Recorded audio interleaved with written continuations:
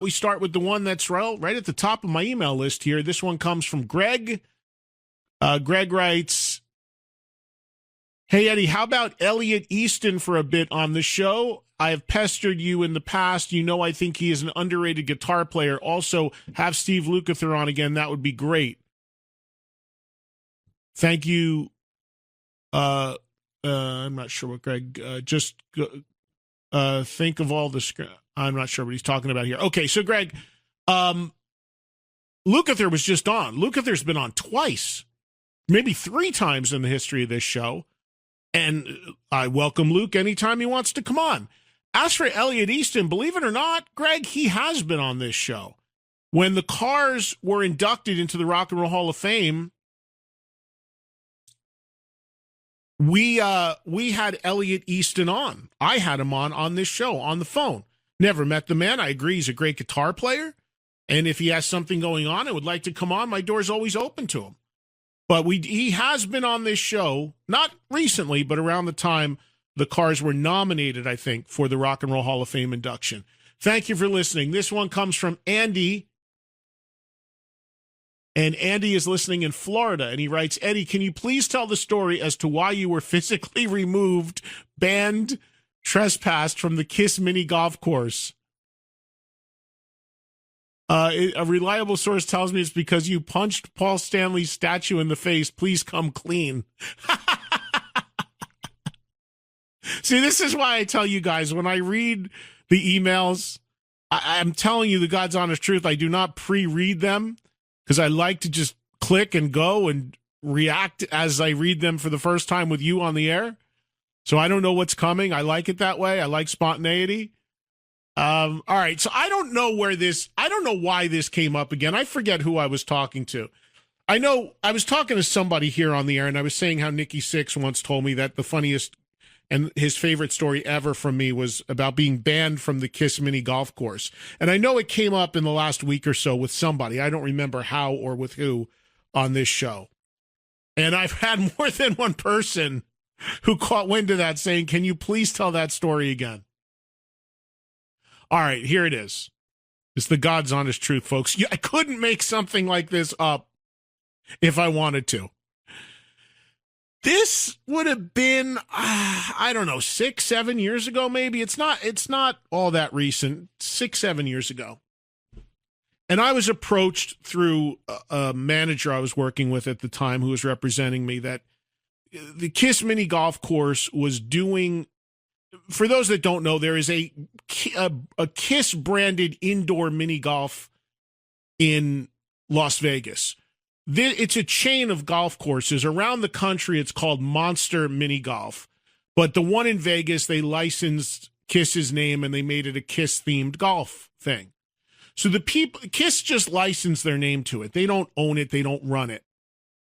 But they are it's one of their licensees, if you will, for the name and the branding and what have you. So the people that do own it, who are husband and wife at the time, I'm assuming they still are, I don't know, but it's a husband and wife team, contacted a manager that was repping me at the time and said, "Hey, we're going to start doing something here at the KISS mini golf course where we're going to do a KISS trivia night." Now, at the time, that metal show was on and was huge, and obviously everybody knew me for trivia with Stump the Trunk and all that, and everybody also knew that I'm a big KISS fan. So these folks thought it would be a cool idea to launch their weekly trivia thing by having me as a special guest running the trivia, and made me an offer to come to Vegas and do it. So, talking KISS, little trivia, one of my favorite cities. Doesn't take much for me to say, yeah, I'd love to do that. So I agreed to it. But I said to the rep that I had at the time, "Hey, KISS is so hot and cold with me and so wacky with me. Do me a favor and make sure they don't need Paul to sign off on this, because I don't want to fly all the way to Vegas and get there and then be told that those guys caught wind of it and had some issue with me physically being at their golf course that I couldn't do it." So I contacted these folks, and so did my manager at the time. and said, hey, Eddie's just concerned. He wants to make sure this is cool with the band, or that you don't need the band's approval for him to come and do this. And the people got back to them and said, no, we just licensed the name. We own the golf course. We want him here. It's fine. We don't need approvals. Okay, good enough for me. So I get on the plane and I fly to Vegas the night before. I'm supposed to do this. At the time, this golf course was right across the street from the Hard Rock Casino, so I stayed in the Hard Rock. I could see it from my window. And I get there the night before, and I'm having dinner with some friends in the Hard Rock the night before I'm supposed to appear at the mini golf. And that's when a call comes in from my manager, and he says, so guess what? It's like, what's going on? He goes, so the mini golf just called. Yeah? You can't go there tomorrow. It's like, what? Yeah, I guess, through your social media or whatever, KISS found out you were doing it, and they said they came down on the franchisee and told the franchisee that they don't want you doing anything at their mini golf. And I was like, I was so pissed, not that I couldn't go to the mini golf, like I could care, whatever. I was pissed because I did everything to make sure that this would not be an issue, and was proactive in all this to make sure that this exact thing would not happen before I flew to Vegas. Now, the night before, when I'm there already, I can't go. So that's what sucked about it. So I was like, okay, now, just like when you book a band or you book anybody, I had gotten half of the pay they were giving me up front, and my ticket was paid and my room was paid in Vegas. So it wasn't the worst thing in the world because, I'm in a city that I love. And okay, so I made a little money and I'm in Vegas and I got a night off.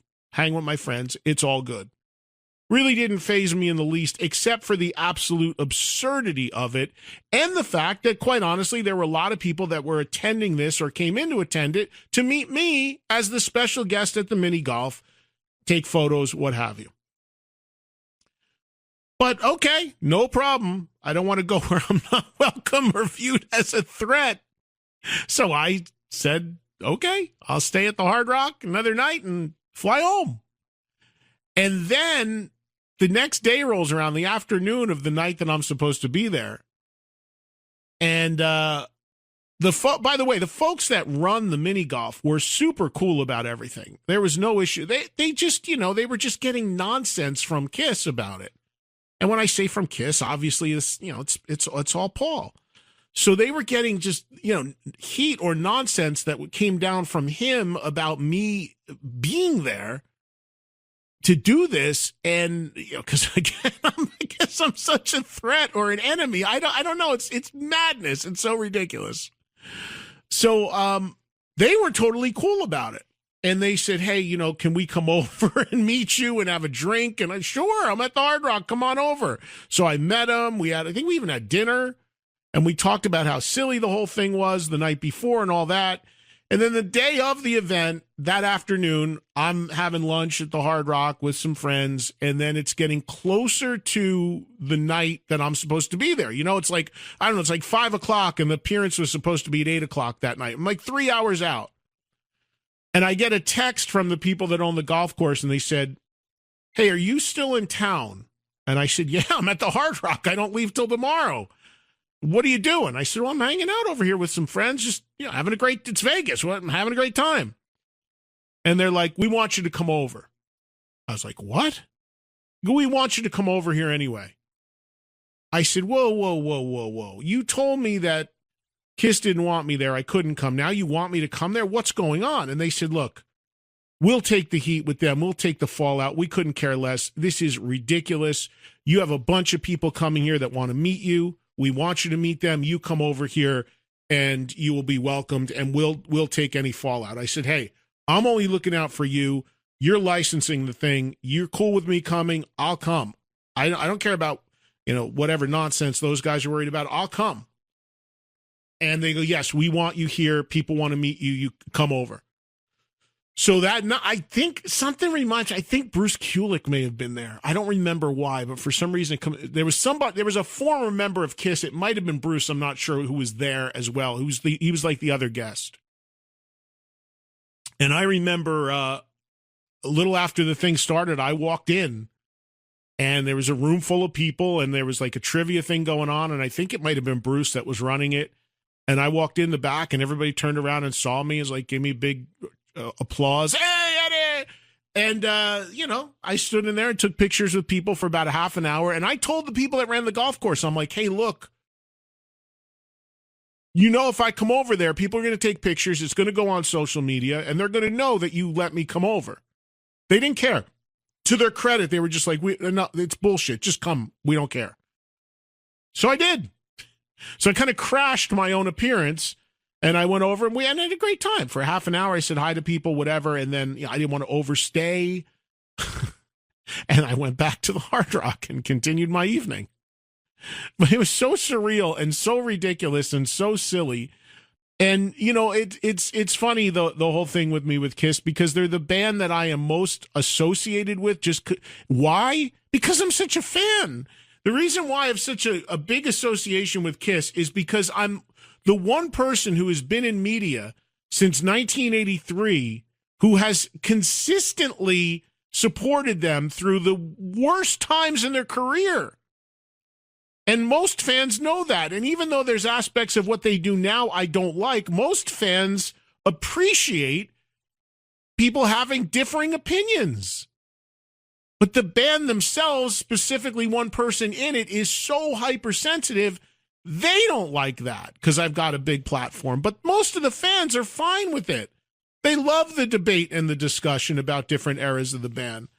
So that is the Kiss golf course story. By popular demand, Andy in Florida, you are not the only person who has asked me to tell that story once again. Like I said, it's one of Nikki Sixx's favorite stories. I don't even remember how I told him that, but anyway, that's what's going on.